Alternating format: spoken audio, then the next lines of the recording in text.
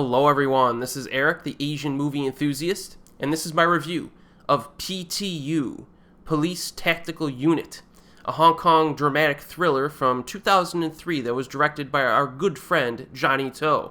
It stars Simon Yam and Suet.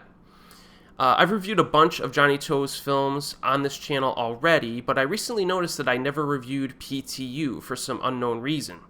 In any case, the recent Blu-ray release inspired me to revisit it and review the film. So PTU essentially follows a series of encounters of a group of patrolling troopers, basically, the police tactical unit, during one night, which starts off when a patrol team tries to help a sergeant of the Hong Kong police force to retrieve his lost gun. He lost it, and they gotta find it.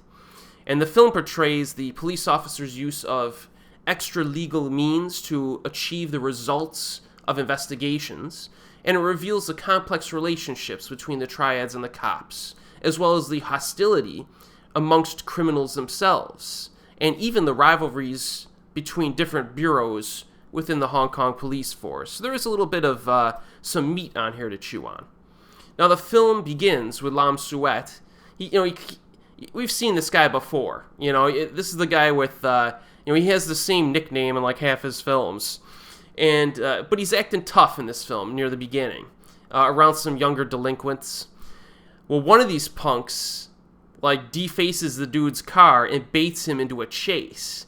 And in an amusing turn of events, he ends up knocking himself out. And then when he regains consciousness, his gun is gone. So that's why he's not exactly sure who took it, and it's a difficult task. But with the help of Simon Yam's PTU team, they need to find it by morning. Otherwise, our boy Lam is in deep trouble. And there are some subplots as well in the film. So yes, it's one of those movies that takes place over the course of a single evening. And I tend to enjoy movies with that premise, because there's an added atmosphere that comes from having everything occur under the lights at nighttime. Very nice use of shadow and light in the film. And apparently, from what I've heard, no sets were used at all during the production, which means that every single shot of the film is an actual location in Hong Kong. And a lot of shots are outdoors, on the streets, which will give the viewer a good feel for that urban environment. Sometimes I'll have people ask me, what movie showcases this city or this city? This movie, even though the locations are maybe a little different from what you might expect, from a Hong Kong film, sometimes you'll get like Hard Boiled, for example, had some of those shots near the beginning under all the neon lights and stuff. This movie's, I guess, less traveled upon areas, so to speak, at least at nighttime. But it's a nice little, almost travelogue of the area, if you're interested in that. The script writing is very Johnnie To, meaning that there is virtually no explanatory dialogue at all.